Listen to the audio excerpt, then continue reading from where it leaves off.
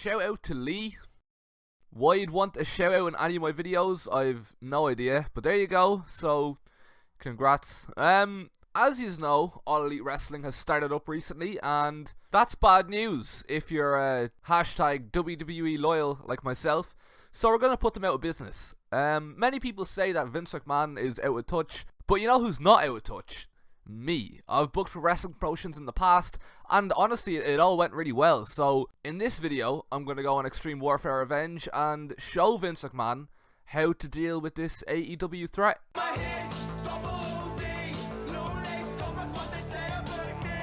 So the first thing we have to do is change the name of it, because apparently WWE doesn't stand for World Wrestling Entertainment anymore. It's just WWE on its own. So we're going to come up with our own name, a new name, something way better than what it was. I've gone with Wrestling Association of Natural Killers, because then you know that it means wrestling, but it's also a pretty cool name. So yeah, I like it. For those of you who don't know how this game works, basically your public image is your score, essentially. The higher it is, the better. If our public image drops to 0, then you'll see where it says size will go from global down to national, down to cult, down to regional, etc, etc, till you get to backyard. But you don't need to worry about that, because I'm so good at this that we'll probably always be global. The risk level is basically your TV rating. So if your risk level is 0, you're super family friendly, G rating, and if you're 100, you're, TV, MA, beheadings happening live on TV in front of everyone. So, like most wrestling fans, real wrestling fans want the Attitude Era back. So we're gonna bump this up all the way to 100. Production values for me are pointless, you know what I mean? Like, you're there to see the wrestling. It doesn't matter if there's an LED screen. It doesn't matter if there's, lights and fancy fireworks. So I'm gonna put the production values down to 0. Merchandise, WWE t-shirts are pretty bad, so I'm just going to put that down to 0. Advertising, what's the point in advertising if everyone already knows who we are? So there's no point. Let's just get rid of that. So because our risk level is 100, no sponsors actually want to work with us, but we have 1. And in all honesty, 1 is what you need. You don't want too many sponsors, because then it gets confusing. So that works perfectly for us. Developmental, of course, I'm going to fix the typo. But other than that, we're going to keep it as it is. Our training camp is, of course, the WWE Performance Center, the best performance center on the planet, state-of-the-art facilities, nothing better. So, of course, we're going to sell it, we're going to get the money, and really, who needs a performance center? You either have the skills or you don't. So, honestly, that's another great decision on my part already. AEW are fucked. So this is the part, obviously, where you go into other promotions and you can see what everyone else is up to. And really, this is the moment of truth. We are now going to attempt a buyout on All Elite Wrestling. Okay, so that's my main plan fucked, but we'll keep going. You know what I mean? It's not the end of the world. They're still going to go out of business. Don't worry about it. My booking skills are just that good that I don't even need to be concerned. Now we need to go scouting, because WWE have a lot of wrestlers, but we need to go out there, find the best wrestlers in the world, and sign them to big money contracts so they don't leave. Having done that, it's now time to establish some feuds, some big money feuds. For me, Rowan versus Connor is a feud that everyone's been asking for, but nobody's gotten. So immediately, that's what we're gonna go with. Might hire a new writer, just to, again, freshen things up a little bit. We also want to make some new tag teams, some new factions. I think we also need an overall rebranding. I think I need to rename a couple of shows, change up the commentary a little bit. Not that the commentators are bad, but I feel like you need a new sound, something to establish the fact that this is a new era and that this is the era that's going to stomp out the competition for good. You can ask the writers for, some names for events that you might not know yourself. 100,000 years stands out straight away. Ain't that a shame? Apocalypse Now.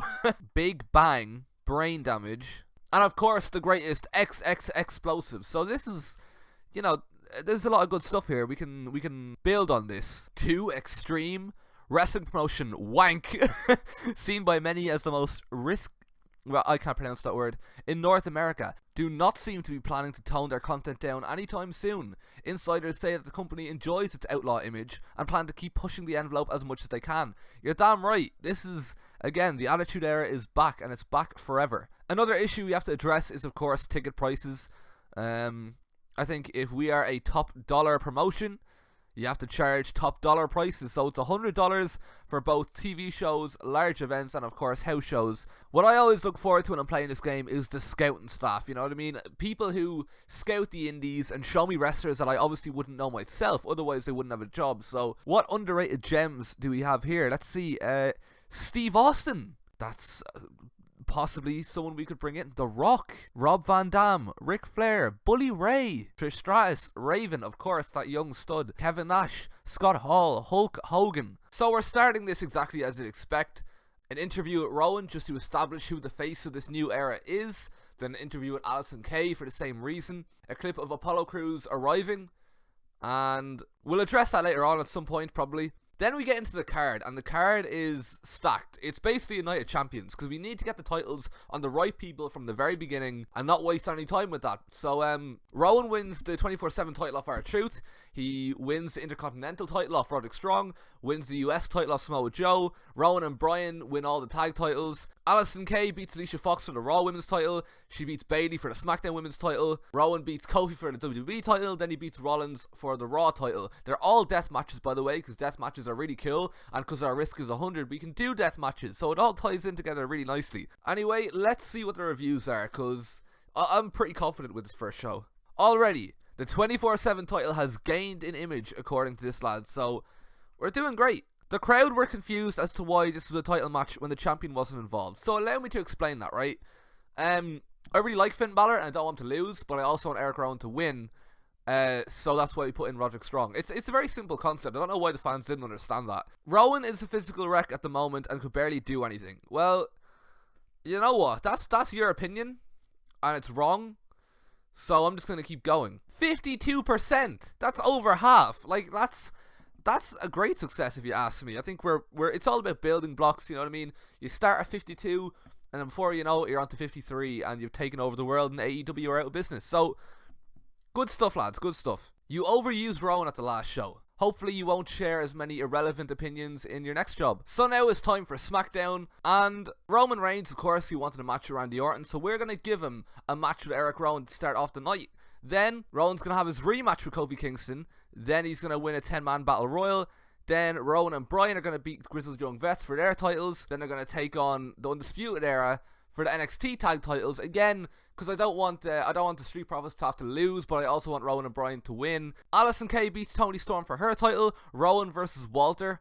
What a match. But Rowan wins, obviously. Allysin Kay then beats Shayna Baszler for her title. Rowan beats Adam Cole for his title. Then the Iconics defend their titles against the dream team of Allysin Kay and Living Dead Girl. And of course, the titles change hands there too.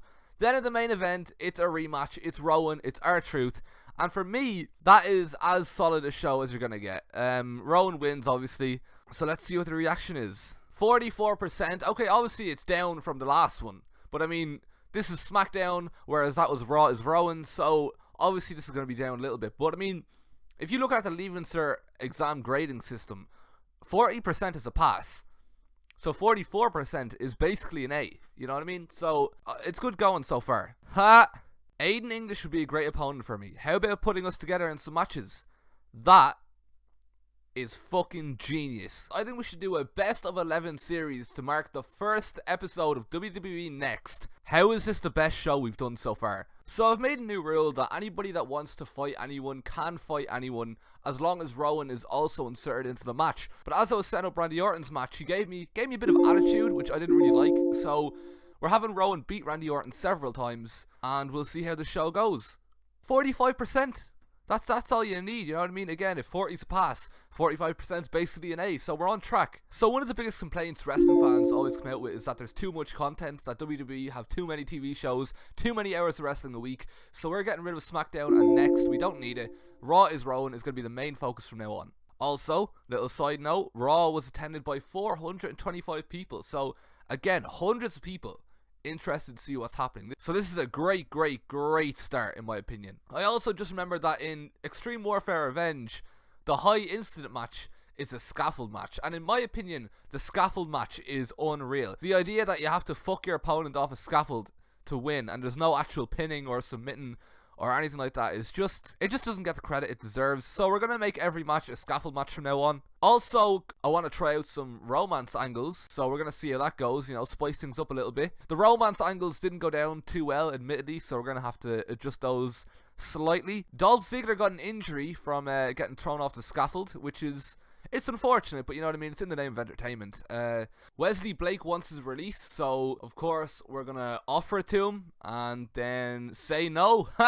But it's Extreme Rules time, and of course we're getting a world famous rock band to play. Look at this graph! The big blow off match, Eric Rowan versus Connor. That's why we set up a feud at the start, so the fans are buzzing for that. 51%, not bad. What did I say? What did I say? Cancelled already. They're done. They're over. Finished.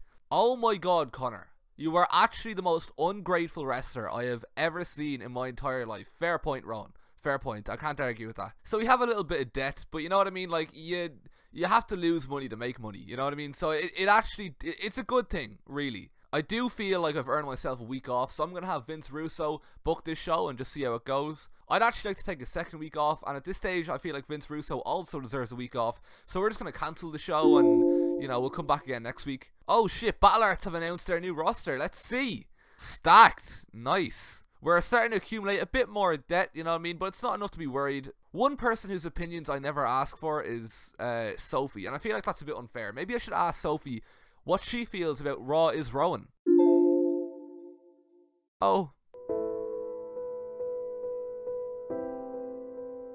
So we're back with some more Raw is Rowan, and we're starting it with 4 video packages. It's actually the same video package 4 times just to send the message home of Rowan, basically. Then it's Rowan versus Styles in a scaffold match 3 times. And then Jordan Devlin takes on Tony Nese for the Cruiserweight title, because Jordan Devlin is the best wrestler in WWE that's not named Eric Rowan. AJ Styles was sluggish and didn't put much effort in.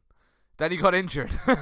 Well, look, I'm not saying that he deserves the injury, obviously, but he fucking definitely deserves that injury. 4%! I've actually never seen it that low, ever. I've been playing this game for years. Not gonna lie, didn't think I'd be saying this beforehand, but the video packages may have actually saved that show. I would like to work with Jimmy Uso at some stage. Lashley.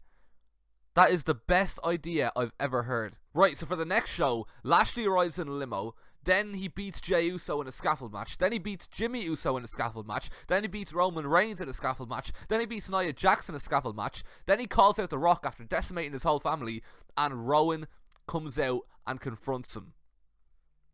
How is that only 57%? That was a great idea. I'm actually buzzing to show you where I'm going with this. Oh. It was Rowan Rock 2. I was going for Rowan versus Rock 2. I don't know if you picked up on that.